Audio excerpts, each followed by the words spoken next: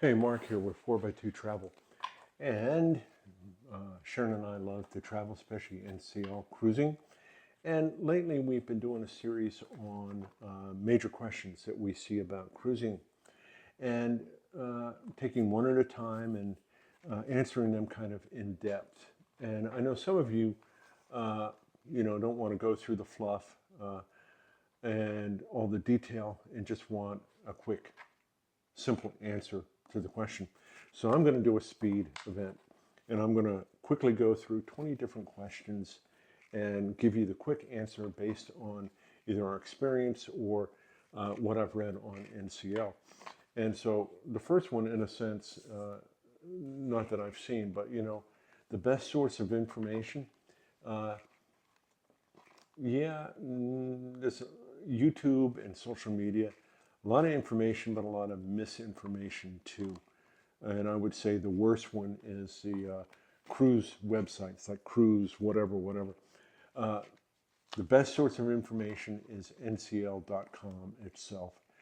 Go there for their policies, for their deck plans, for everything else. I would even go there before asking a cruise consultant or a TA. But by far, your best information is ncl.com. What to pack? Uh, you know, everybody's got their own go-to things, especially for specialty items. My biggest thing is pack lighter. You don't need a different outfit, three outfits for each day of the cruise. The reality is, on a 10-day cruise, you could wear the same thing 8 days and nobody would notice. I think the biggest thing for packing is if you're going from 85 degrees in Miami to cold and wet Europe, then you're going to have to pack for both scenarios and pack some layers. But the biggest thing is pack light. Luggage tags. So when you go online to book online or to check in, at some point during the check-in process or maybe a day later, they're going to give you a link for luggage tags. You go there, you'll be able to print your luggage tag. Now, you don't have to print it, even though it comes in color. You can print it black and white because the color is written on there, it has your cabin information. Now, we used to go through the process of printing and folding, and then on the way to the port, how do we staple it together or tape it or whatever else. And big tip, you go to Amazon, NCL luggage tag holders, and they're not that expensive, but the deal is you put the tag in there and you can put it on your bag when you're on the way to the port, and it's not going to fall off or get damaged if it's wet outside or whatever. And also, if you've lost it and you can't print it, when you go to the porters at the terminal, they can make you one for your bag. So that's your luggage tags. Boarding times. This is one of the biggest things where people they either confuse or they use the term boarding time and arrival time interchangeably, and they are different. When you go to check in online, you are agreeing to an arrival time, could be anywhere from 10:30 to maybe 1:30, or 9:30 might be the earliest. And you're agreeing, they don't enforce it, but that's when you're saying you're going to arrive at the terminal for check-in, drop off your bags, and go through the check-in process. Boarding time is kind of loose, it's not set. We've had it where boarding started as early as 10:30 and unfortunately as late as 2 o'clock. That is dependent on a number of factors, the biggest of which is everybody else getting off the ship from the previous cruise and everything checked with the port and immigration and everybody. Uh, Once boarding starts, then there is the queue, and the first on are going to be people in the haven. Secondly, people with priority access or different status, the latitudes status. And then it's going to be determined by group, and usually those groups are determined by when you arrived at the port. So if you want a lower number, then get an arrival time that's earlier, and you'll be in one of the earlier groups. You show up at the port at 12, you're going to have a much later group. Now, of course, theoretically, if you arrive at 12, maybe all the other groups have already been boarded. Our experience is once it starts, it goes pretty quick, but your arrival time is not the same as your boarding time. And the boarding time is not a set time. It's all dependent on a number of factors. So you will get on the ship. That's the one thing to guarantee. Door decorations. People ask, can I put stuff on my door? Can I personalize my door? The official policy is no. You can't put anything on your door. Some ships don't enforce that rule, and you can put different magnet appliques on your door. We saw that on our last cruise, that it was allowed. Other people on social media saying the staff took them off. So if you really want door decorations, my 2 cents would be take them, but then look for a day or so and see if some have been put on and left up, or you just take the risk that yours might disappear in the middle of the night. Dress codes. Cruising is no longer a formal event, but you know, gym shorts and a tank top aren't going to cut it in specialty dining.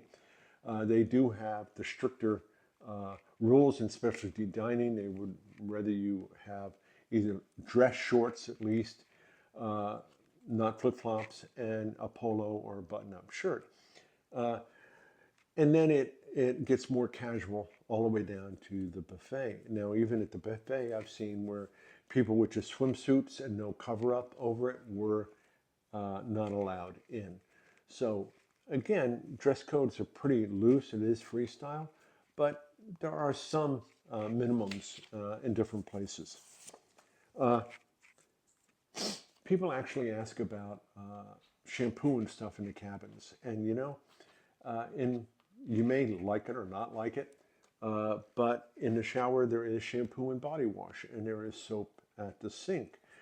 You may still want to bring your herbal essence or whatever, but it is provided. Now that also gives you the ability to wash your own clothes, laundry. There is no laundromat. There are no machines you can go to and use on your own. If you're going to do laundry, the only way you can do, if you want to do it yourself, it's in your sink, in your shower. There is a clothesline, short clothesline in the shower. The ship offers a fantastic laundry service. You can either send things out piece by piece and pay for it like that, or send out a whole bag. I think the last time I looked, it was a bag for $34. And they do an excellent job with doing the laundry. They also run specials through the week for laundry. Seasickness. That is such a personal in that everybody reacts differently to motion. And the ships are better and better with minimizing motion. We were on, and the higher up on the ship, probably the more it heightens the experience. We were on deck 15 on the Encore, and yes, we felt motion, but it didn't impact Sharon or I at all, even though we did pack Dramamine and some prescription stuff, and a lot of people had the patches and or the wristbands. And so, you know, if it concerns you, take precautions and take stuff, whether you use it or not. You have it, and playing it safe. Wi-Fi. It's gotten much better since they've gone with Starlink, and they had 3 different levels. We were just on with the Encore pre and post dry dock late last year, and so 26 days. Now we had the free at sea, now more at sea package with the lowest level of internet. That was fine for email and Facebook, but not much else. We were able to, the highest level is what's necessary for streaming or for Zooms or uploading or downloading videos. You can purchase that for the whole cruise. We found that halfway through our cruise, they started offering it as a daily package as well. And that worked for uploading videos and stuff. Now, that also ties into can I work from the ship? And we met several couples that, in fact, did work on different days on the ship, but they had the highest level of internet. And that was enabled them to work and to do Zoom and other calls while on the ship. So you can do that. Dailies. Some people, the ship puts out these neat little, every day you get a thing and it talks about the events for the next day. It also gives you all the times for when different things are open for eateries and all the music and different events during that day. Now, people say, oh, I want all the dailies so I can make plans. The reality is that somebody else's dailies are not going to be the same as yours. Things change too much from cruise to cruise, and it will give you a general idea, but I don't think it's going to give you the detail that some of you are looking for so you can plan all of your reservations and stuff. The big thing on the daily too is dealing with time changes. When we cruise, we go through different time zones and time may change. So when you get your daily, it may say, all right, so Tuesday night I get the daily for Wednesday. And it might say on it, hey, tomorrow night, Wednesday night, you need to change your clock forward or backwards. And you can do that. Now, sometimes on your phone, you're going to have to disable your automatic time change in your settings because that may not match the ship time. And that's the thing. You need to be matched to the official time on the ship. And the best thing to do is every morning when you get up, double check the time either on your cabin telephone, there's a clock, or on the TV or whatever. Because you want to be on ship time, which might be different from either what your phone says or where the time is in your port. Because you go out on an excursion, you go into town, and the time on the wall at a bar may not be the same time as on your ship.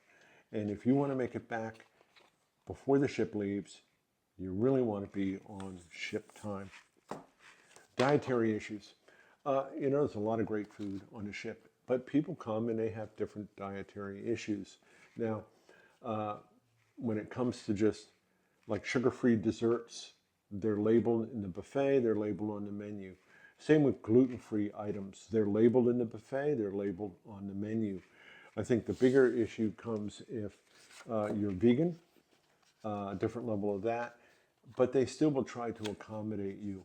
On our cruise before the dry dock, we hung out with a couple that were vegan, and they simply talked to the staff the day before, told them where they were going to eat the next day, and the staff would come out and talk with them about their different options, but really worked in accommodating them for their dietary issues. Now, when we talk about food, we also talk about coffee and water. And it's amazing how opinionated people can be on something like coffee and water. Now, we drank quite a lot of their coffee, the coffee that comes in the big urn with the spigot in the buffet or wherever else. And we found it to be fine. We also had the coffee with dessert at the different restaurants. That seemed to come maybe from an espresso type machine. But still, we enjoyed it. We thought it was fine. Now, other options on the menu, if you want like a cappuccino or latte, there were like 4 different options at the bottom of each menu to get a specialty coffee with your meal or dessert. I think they were like $5 a piece. I don't know how that interacts with your more at sea. But you can also, of course, get a coffee maker in your room. It is the pad type. You ask your steward when you first get on board, and they will put it in your room along with pads and the creamer and sugar sweetener. Now, water, everybody has an opinion on that. We thought the water was fine. My wife has her big thing that she carries around with ice water all the time. just went to the buffet and got water from the dispenser and ice, and that was fine for her. Uh, when you can also get bottled water, in a sense, it had come in a carton, and then on our cruises it was in a screw top aluminum can, and last I heard maybe it was some sort of flip top aluminum can. But that's if you want to purchase canned or bottled water as opposed to the water out of the dispenser or out of the tap. Uh, Also, a tip, my wife likes also water with gas. No package, but she often went to a bar and just asked for uh, sparkling water, and they would give her a glass out of the tap for free without having a package. Maybe it'll work for you, maybe it won't. But coffee and water. Now, it used to be too that people could bring cases of their own water or drinks onto the ship when they embarked. No longer. You can't bring any kind of drinks with you onto the ship except for bottles of wine, and you will pay a corkage fee unless you have the drink package, and then that's waived. But you can not bring your case of Mountain Dew or Dr. Pepper or whatever else is your specialty drink. Now, you can get that when you go into a port, and I've heard that technically the writing in the daily and the policy is no food or beverage off the ship or back on the ship. Now, people take their water, bottles of water off the ship all the time. That wasn't a big deal. And it seems like if you were to go into town and buy a bottle or can of Dr. Pepper or Mountain Dew, you're probably going to get back on the ship with that. No guarantee, but it seems like, a bottle here or there, they're going to allow. Same with snacks. You can, especially if it's all prepackaged stuff, what they're pretty adamant about are going to be fruits and vegetables and stuff like that. You can't take an apple on or an apple off the ship, but prepackaged snacks and stuff are usually not a big deal. Now, you talk about coffee, you also talk about Starbucks. There are, NCL does have Starbucks coffee. Some of them have a place that sells Starbucks coffee, and some of them have a Starbucks. On the Encore, it was an official Starbucks. And you can buy the Starbucks mugs and all the Starbucks drinks. And I could even use the phone to pay for my drink. Now, there are other things like I went in to get a drink on my birthday, and the person goes, "Oh, well, happy birthday. Oh, do I get my free birthday drink that Starbucks offered me?" No, that they didn't do. So, but there is a Starbucks, and I couldn't tell any different from the Starbucks in the States. So they do have that available as well. Power, more power. In the cabins, there is a USB port and light fixtures on the wall on each side of the bed for charging your phone or tablet. There are outlets at the desk. Those receptacles are going to be 2 or 3 American and usually 1 European, which is round and recessed. You can have drop cords, extension cords, or power strips as long as they're not surge protected. There's also a small outlet for shavers in the bathroom. Some people put a nightlight in there, but the thing is that that outlet only works when the light for the bathroom is on. Also, all the power in the room is only on when you put a card. Usually you use your ship card and you put it in the slot above the light switch when you enter the room. And that the idea is conservation, so that you don't leave all sorts of stuff on when you're not in the room. Now, some people cheat that by putting an old credit card or something else into that slot to activate it, and it does work. But if the cabin steward comes in, they're going to take it out. and this is always with CPAPs. Everybody's got a CPAP these days. And they say, I haven't verified it because we haven't cruised with a CPAP, is they'll supply not only the water for it, but also an extension cord. And depending upon where the outlets are, it could easily be 15 feet across the cabin under the bed to the other side of the bed where that person might be. So if you're going to pack a lightweight extension cord, get a longer one. Don't just get a 6-foot one because you just don't know how far away it is. So power. Pickleball and sports. Amazing. Somebody even today, hey, did they have pickleball on the Encore? No. There's only 2 ships right now that I know of that have pickleball, and those are the new ones, Suprema and the Viva. I think maybe the new ones that are just coming out, the Luna and Agua, might also, but none of the other ships advertise pickleball. In fact, not every other ship even has a sports court, a basketball court. The Encore didn't have even a basketball court. But I've yet to hear anybody that has said, all right, on the Sun or on this ship, there's a basketball court, and they were able to set it up for pickleball.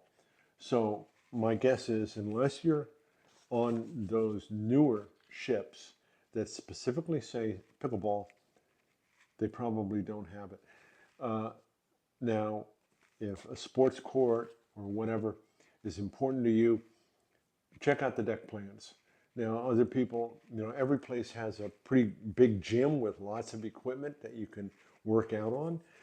Jogging tracks are, some of the older ships, the smaller ones, have the promenade on deck 6.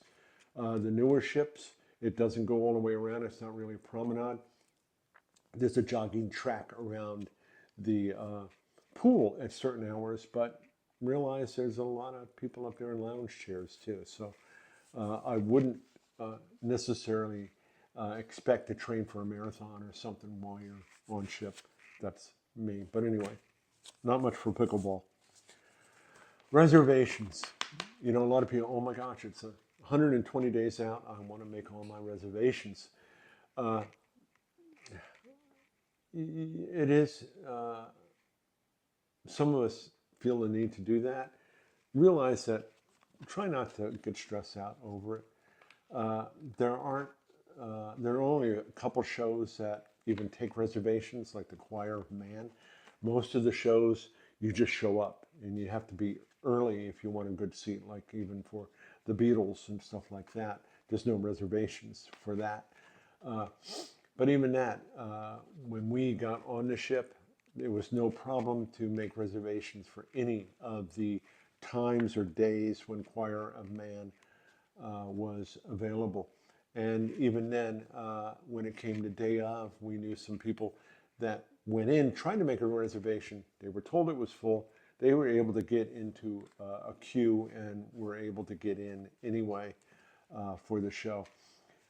Dining reservations, now complimentary dining, they don't even take reservations except for larger groups. 6 or under, you just walk up to any of the venues and you're going to get seated quickly. We never had to wait more than 3 or 4 minutes to be seated. The only thing was with a group of 8, we generally had to go to the Manhattan on the Encore because they didn't have, they only had one spot in Taste and Savor each that could accommodate that many people.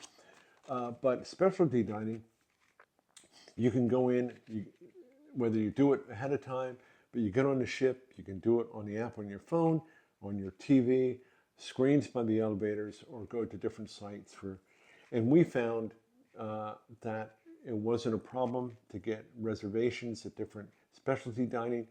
We even walked up a couple times to different specialty dining and we were able to be seated even though we didn't have reservations and it showed it was full. So don't stress out so much about whether or not you can make reservations for the different events. That's my 2 cents on that. And theme nights. People are going, oh my gosh, what are all the theme nights and which night are they? And again, just like the dailies, things change so much. And 120 days out, I don't think you're going to know what day any theme night might be. But it's not formal like it used to be. On our 26 days on the Encore, there was only one ship-sponsored theme night for the Glow Party. It used to be the White Party. And that was like near the end of the cruise, and it was like 10:15 in the evening up on the pool deck, weather permitting. So even that wasn't, in a sense, a super big deal like some of them used to be. Now, most of your themed events and get-togethers are actually going to be organized by your roll calls, whether it's on Facebook or Cruise Critic. They're the ones that are going to organize a bar crawl or a murder mystery event or the meet and greets. And all of those events are going to be put out by the roll call group. And they're the ones that are going to supply you with the times and places, and realize that that could change too. Some of our events got changed while we were on the cruise. Same with all the other events that the ship, you just have to, in some ways, play it day by day. I know that's not comfortable for some of us. We want to know what we're doing every hour of every day, but hey, you're on vacation. You need to kind of roll with some of this stuff or you'll get really frustrated. So glow parties, maybe, and then, other stuff is going to be through your roll call. Disembarkation. So, we have the luggage tags to get on. They're going to give you, all right, you have to get off the ship. I'm sorry, but you can't stay on the ship unless you've booked the next cruise. Even then, oftentimes they make you get off the ship and get back on. But if you're going to have to get out of your cabin by 8 o'clock. You're probably going to have to get off the ship by 9:30 because they have to prepare for the next cruise. So the simplest way, in a sense, is what they call unassisted walk-off. And that means you're going to just carry your luggage out of your room, down the elevator, and off the ship all by yourself without any assistance from the crew. That's the first group that's allowed to leave. On one ship, I think they said they planned that to start at 7, and we were told to queue up at the local, and I think they escorted us off at 7:15. In Southampton, they said 6:30. We were in the elevator going down to queue up and get ready, and at 6 o'clock they said, hey, you can leave. And so we walked right off, no queue, no line, no nothing. So if you can handle your luggage yourself, that is the simplest way to do it. Everyone else, you go down to the atrium to guest services and you pick up your tags, your luggage tags, 1 or 2 days before you arrive at the port. And you put the tags on your luggage. You put them outside your room the night before, like before 10 o'clock. And the staff will take them all the way down and put them in the terminal. So if you have a particular color, that goes with a particular order. And when they call your color, you're allowed to get off the ship. You go down to the terminal, find your bags, take them through, if there is any immigration control, and out of the terminal. Now, the one tip there, and also if you're doing an excursion of some kind, they'll have their own color and their own time. They'll usually have you queue up in Cagney's or somewhere else, and they will take you off when your excursion bus is ready to go. Now, when we got our luggage in the terminal building, there was a queue about 30 minutes plus in line to get to passport control. Now, when we got down to find our luggage, there were all these guys, porters with baggage carts, offering to help us with our bags. And of course, we're going, we're fine, we're fine. Of course, they're doing it with an expectation of being tipped. But what we noticed then is we're in this line for passport control. The people with the baggage carts were going, bypassing it and going out the same line as people in wheelchairs or other assisted categories. And so, with that, if you don't want to stand in line and you're willing to tip these guys, then tip the porter, and you get to bypass that line. But we found that years ago when we cruised into Miami. When we got out of the terminal, there were all of these vans, and it was paid per person, and you got on a van with a bunch of other people and went to the airport. We haven't seen those recently. NCL, of course, also supplies buses that will go to the airport. We've basically, whenever we've gotten off, we've simply gone to the head of the taxi line and jumped in a taxi and gone. Haven't even bothered with, I know people use Lyft and Uber, but we've been able to, whether it was Miami or Southampton, England, or wherever else, Seattle, we've been able to just get off. Now, Seattle is a very special place, and they have the Port Valet, the only place that I know of that offers this.